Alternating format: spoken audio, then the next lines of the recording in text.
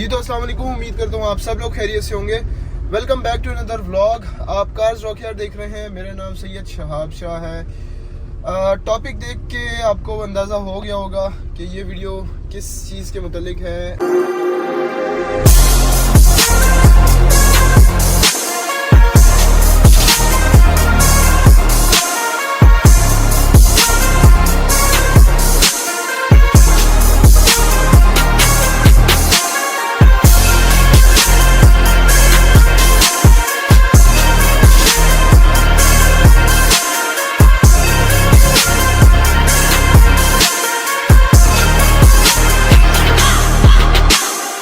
यार बहुत सारे अक्सर मैं फेसबुक स्क्रॉल करता रहता हूँ, तो मुझे काफ़ी सारे इस तरह के ना ग्रुप्स मिल रहे हैं जो कि रिलेटेड हैं डिफरेंट गाड़ियों के। ठीक है, अब उसमें क्या है, उसमें ये हो रहा है कि हम जैसे लोग बहुत सारे उसमें ऐड अप हैं। और अब मेरी गाड़ी के जैसे अब ये गाड़ी है, इसका कोई मसला है, तो अब मैं वो क्या करता हूँ कि बजाय इसके कि मैं वर्कशॉप लेके जाऊँ किसी अथेंटिक जगह पर, तो मैं उसकी वीडियो या कोई भी पिक्चर वगैरह और जो मसला है वो साथ में अटैच करके पोस्ट लगा रहा हूँ। ठीक है, बहुत सारे भाई इस तरह के कर रहे हैं और वो हम पोस्ट लगाते हैं और पूछते हैं भाई लोगों से कि भाई ये क्या मसला है। अब वो होता क्या है कि यार एक गाड़ी के अंदर अगर मिसिंग आ रही है तो ज़रूरी नहीं है कि वो एक ही इंजेक्टर का मसला होगा।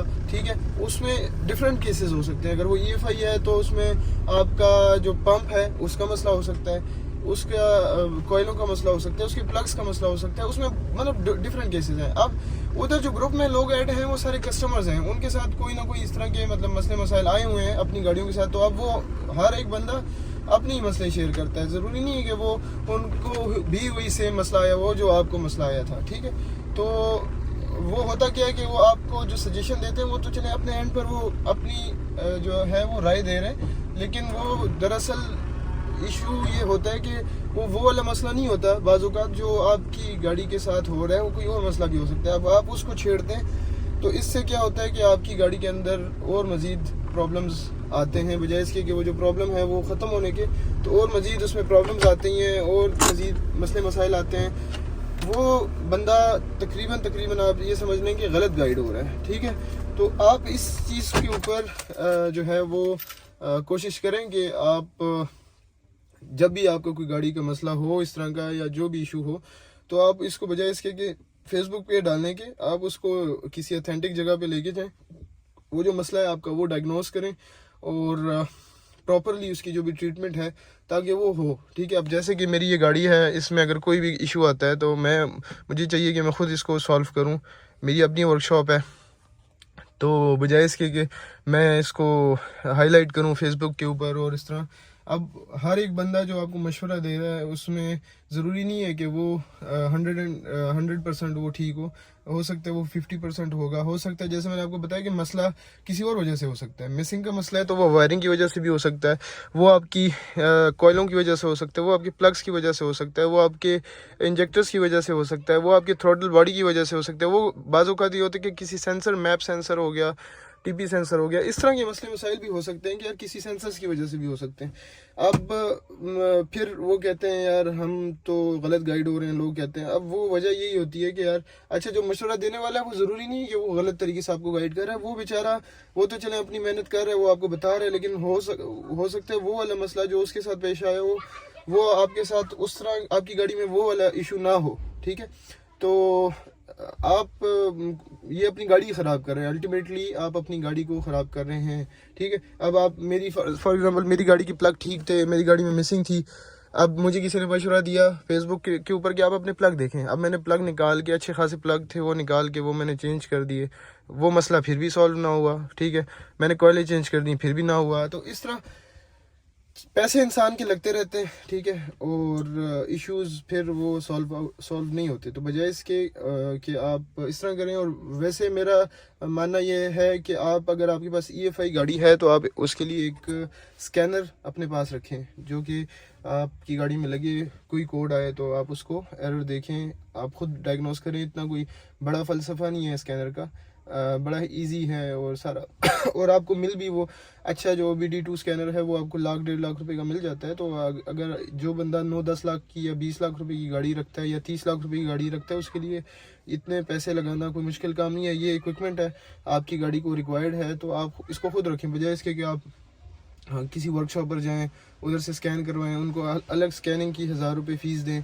या कहीं पे 1,500 रुपये फ़ीस है, कहीं पे 500 रुपये फ़ीस है, तो आप वो फ़ीस दें। तो बजाय उसके कि आप अपने पास रखें, आपका जब भी मसला आता है आप सिंपली उसको पिन लगाएं और उसको स्कैन करें। जो इशू आता है आप जाएं, खुद वर्कशॉप जाएं, उनको कहें यार ये इशू आ रहा है मेरी गाड़ी में, आप ये फलाना सेंसर है, प्लग हैं, कॉइलें, इस तरह की जो मसले मसाइल हैं, या कोई गियर का सेंसर है वो ख़राब है, आप उसको चेंज कर दें। वो आपका इजी एक्सेस होता है इस चीज़ को, ठीक है। तो आप अपनी गाड़ी को ना ख़राब करें, आप कोशिश करें कि अपने इक्विपमेंट पूरी रखें। अगर आपके पास EFI गाड़ी है जो कि उसके लिए स्कैनिंग जो है वो रिक्वायर्ड है, आप अपने पास स्कैनर रखें, ठीक है। ये एक बहुत ही इंपॉर्टेंट चीज़ है। आप अगर फिर भी मतलब ज़रूरी नहीं है कि आप उसको कोई मसला आता है तो लगाएं, आप हर मतलब उस पर इतना टाइम नहीं लगता, आप अपनी ज़िंदगी से 5 मिनट निकाल सकते हैं, 1 हफ्ते बाद या 2 हफ्ते बाद 5 मिनट निकालना कोई मुश्किल काम नहीं है। आप चलते चलते जैसे भी मैं जा रहा हूँ तो मैंने लगा दिया, और वो उधर आप टैबलेट रखें अपने पास और गाड़ी को देखेंगे यार RPM की रीडिंग्स कैसी हैं, RPM कितना है, थ्रोटल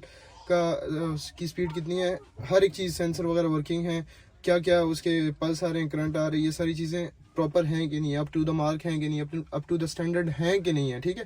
तो अगर इसमें कोई भी इशू है तो फॉर एग्जांपल RPM कम आ रहा है तो आप उसको प्रॉपरली जाके उसको सेट करवाएं। तो इस तरह आपकी गाड़ी की, मैं हमेशा अपनी इस जो गाड़ी है इसको मैं इसी तरह ही रखता हूँ, और अल्हम्दुलिल्लाह ये मुझे बहुत अच्छी एवरेज देती है। अभी मैं इस पे इस्लामाबाद से आया हूँ मर्दान, ठीक है। इसने 168 मैंने टैंक फुल कराया था, इसमें तकरीबन आ जाता है 10 से 10,500 रुपये का पेट्रोल आ जाता है।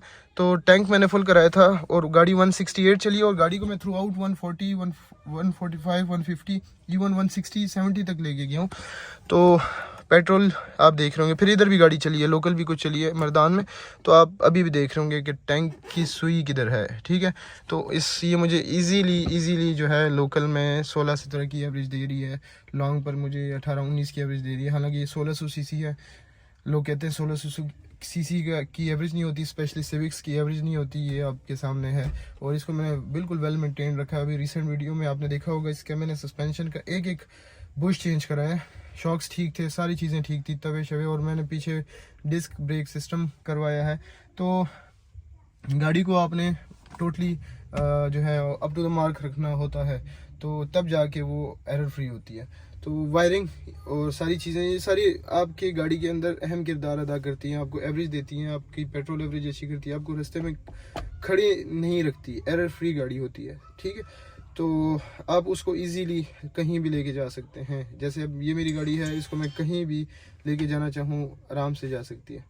तो उम्मीद करता हूँ आप लोगों को आज की वीडियो पसंद आई होगी। अगर आप हमारे चैनल पर नए हैं, चैनल को ज़रूर सब्सक्राइब करें। अपना बहुत सारा ख्याल रखें, अपनी दुआ में मुझे याद रखिएगा। अल्लाह हाफिज़।